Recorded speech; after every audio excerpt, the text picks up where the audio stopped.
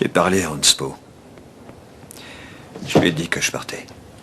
Qu'est-ce qu'il a dit? Il a été assez poli pour ne pas pousser la chansonnette. Voilà. Il n'a pas tenté de me dissuader. Pourquoi? Tu espérais qu'il ferait ça? Non. Julian, en génétique, m'a défendu devant les flics.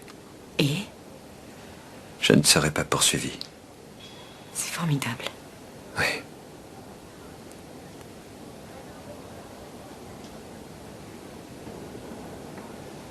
Longue nuit, hein? Oui, c'est vrai. Tu ne viens pas avec moi, c'est ça? Tu pars vraiment? Il n'y a rien pour moi ici. Je suis ici. Je parle de travail. Je ne peux pas rester. Pas même pour moi. Viens avec moi. Je veux que tu restes ici. Non, je regrette. Là, je n'arrive pas à te suivre. Désolée. Je dois m'en aller, Carole. Je ne peux pas rester ici.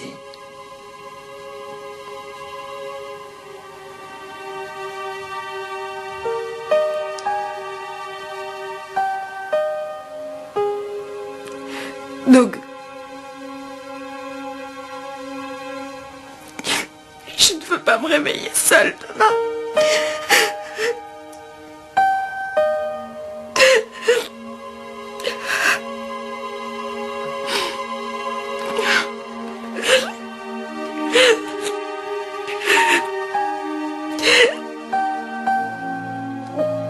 Je t'aime.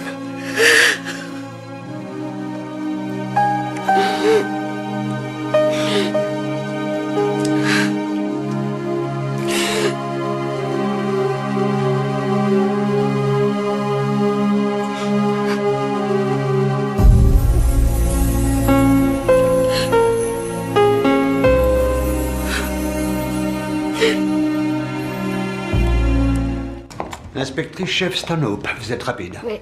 T'as du nouveau alors? Oui, après une analyse plus approfondie des vêtements que portait Dennis, on a retrouvé des traces d'un... Vous voulez deviner? Non, dis-moi vite, j'ai pas le temps. Bon, d'accord. De graisse. Quelle sorte de graisse? Je vous ai dit graisse, mais il s'agit en réalité d'un épaississant à base de sulfonate de calcium complexe. C'est surtout utilisé pour des équipements nautiques de haute performance. Comme les bateaux. Donc, notre victime a sans doute fait une balade en mer. Et cette graisse, elle était où sur ses vêtements? Il y en avait un peu sur le bas du pantalon, mais en revanche, on n'a retrouvé aucune trace sur son dos, ce qui veut dire... Ce qui veut dire qu'il a été en contact avec cette substance avant sa mort. Parce que s'il avait été à l'horizontale, on aurait trouvé des traces partout sur lui. Vous devriez en faire votre métier, vous savez. Toi aussi, mon grand. Bon, on a retrouvé quelques-unes de ses empreintes sur le cadre de la porte et aussi sur des tiroirs dans la cuisine. Il a très bien pu les laisser là quand il est entré. Donc ça pourrait coller avec ce que Degan nous a dit?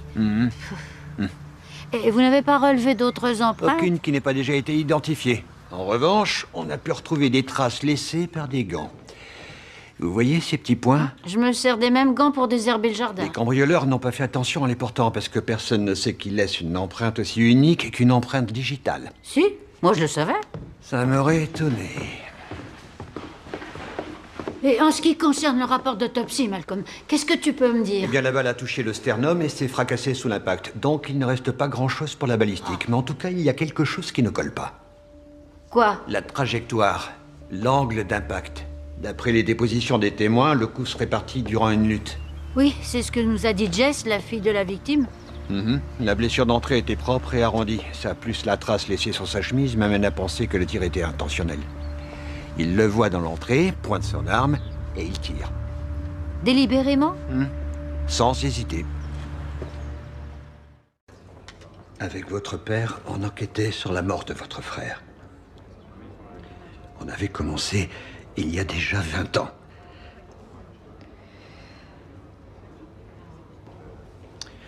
Le médecin légiste n'a pas encore terminé son rapport. A priori, tout semble indiquer qu'il s'agit d'un accident. Mais j'ai des raisons de penser que c'est autre chose. Quoi? Comment ça? Suivez-moi. Je suis au courant que mon père avait enlevé Oriol Calafat. Il le retenait prisonnier. Oui. Ce sont des représailles orchestrées par sa famille. Vous en êtes sûr? Le camping-car a été méticuleusement nettoyé avant l'arrivée de la police. C'est un travail de professionnel. Tenez, la voilà, cette pourriture.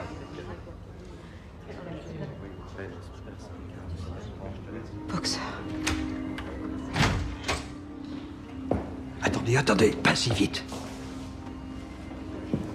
C'est lui qui avait forcé votre père à quitter l'île il y a 20 ans. C'est Oriol Calafat qui a assassiné votre frère. Il s'est tiré en un, ton fils. Et quand Boxer a senti qu'on allait bientôt le coincer, il a menacé de vous tuer, vous. C'est pour ça qu'il est parti.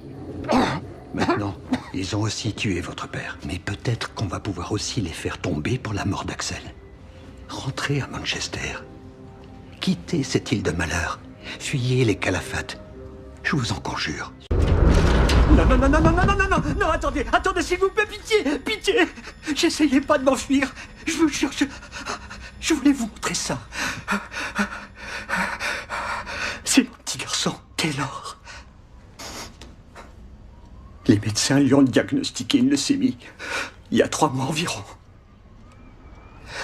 Il est à l'hôpital Saint-Thomas, accroché à la vie de toutes ses forces. Je vous promets, monsieur, sur la vie de mon fils, que je n'irai pas voir la police. S'il vous plaît, laissez-moi retourner auprès de lui.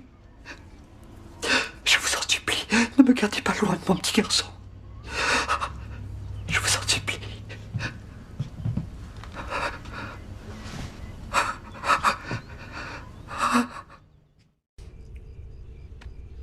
Est-ce que je t'ai déjà raconté que j'ai pas dormi pendant 5 jours à l'époque où on marchait vers Stuttgart? Ouais.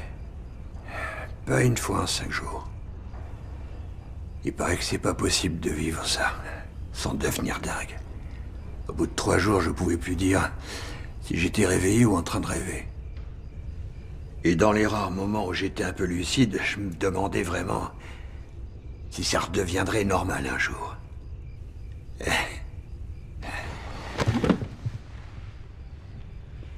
Ce que j'ai fait à ces mômes des jeunesses hitlériennes, c'était comme un cauchemar. Un cauchemar qu'il fallait que je contrôle. Je voulais détruire les œufs dans le nid avant qu'ils puissent éclore. J'étais comme sorti de mon corps. C'était comme si je le voyais de l'extérieur au moment où j'ai coupé la tête de ce gamin blond. En fait, j'avais pas l'impression de faire quoi que ce soit.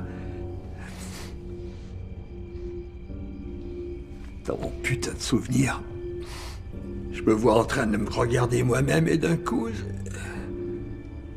je vois le cadavre devant moi qui se redresse et se relève. Un truc de malade mental. De la folie pure et simple. Et là, il sort une ficelle de sa poche, il vient, il s'approche. Un cadavre sans tête. Et il lève ses mains comme ça. Et il fait mine de vouloir jouer. Et moi, qu'est-ce que je peux faire? Qu'est-ce que tu veux que je fasse? Le gars, il a plus de tête, je vais pas être mal poli.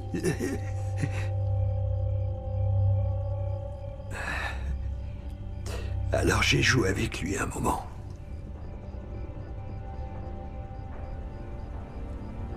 Et puis à la fin, il s'est rallongé.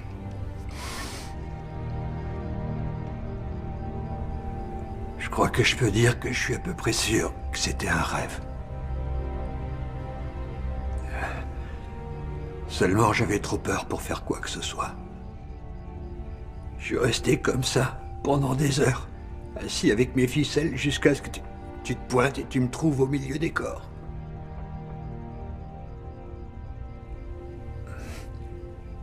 J'avais complètement oublié que ça m'était arrivé. À gauche, des barbelés. À droite, des barbelés. Devant, des barbelés. Derrière, des barbelés. Partout, toujours, des barbelés. Un seul moyen d'échapper à l'obsession de ce quadrillage maudit. Lorsque la terre est tiède, se coucher sur le dos, suivre la vivante évolution d'un nuage, le tournoiement des alouettes, les migrations d'oiseaux en plein vol, ou plonger dans l'infini du bleu. Car ils n'ont pas pensé encore à grillager le ciel. Grâce à laquelle de mes inventions diaboliques as-tu réussi à le capturer? La machine apocalyptique, la sphère d'Armageddon, ou alors la couche culotte atomique, qui, entre nous soit dit, n'est ni une couche culotte, ni un engin atomique d'aucune sorte. Voilà ce qui se passe quand on laisse faire les amateurs. Maintenant, observe comment s'y prend un véritable super méchant.